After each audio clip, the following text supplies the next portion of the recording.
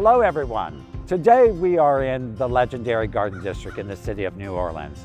Behind me is the iconic Commander's Palace restaurant. Across the street from Commander's Palace is Lafayette Cemetery number 1, one of the oldest cemeteries in the city. I want to speak today about the historic nature of our neighborhoods and the significance of our historic homes. I am Rector, broker and owner of Witry Collective, and this is American Dream Television Selling New Orleans edition.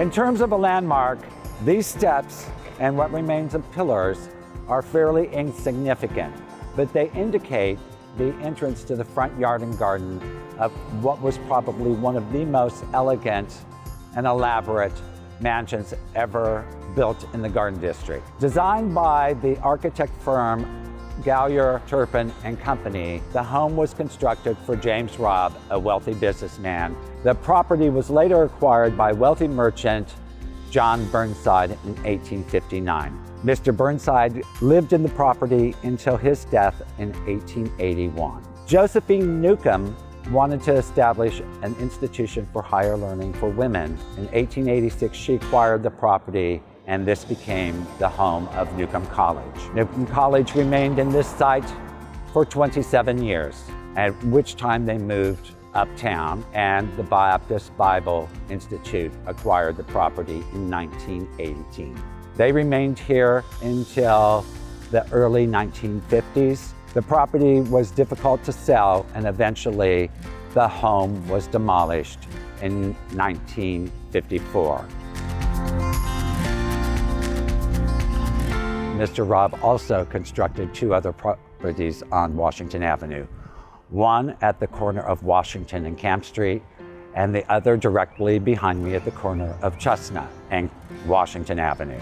It is the private residence of wonderful people who have been so gracious to let us conduct an interview with Danielle Del Sol, Executive Director of the Preservation Resource Center. Let's go and meet Danielle and have a conversation with her.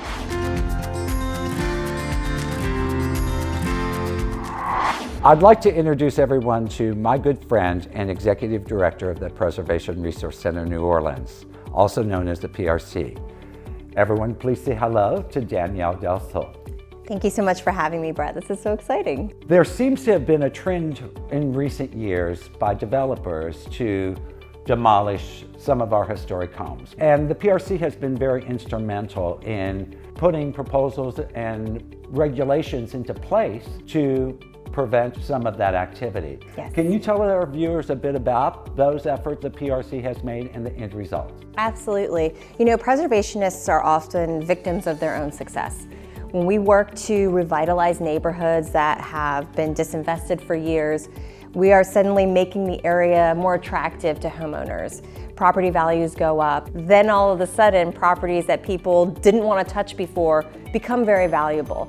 When that happens, we often see the loss of smaller historic buildings. Noticing that this trend of demolition and replacement of smaller homes with bigger modern homes was really just sweeping across a few neighborhoods in the city, the PRC worked to introduce legislation last year to further fine developers for illegally demolishing structures. What we found was that a lot of developers, they just weren't asking the city permission because the maximum fine is $10,000. So we decided that if we could work with state lawmakers to introduce fines that really actually would hurt developers, that would prevent demolitions.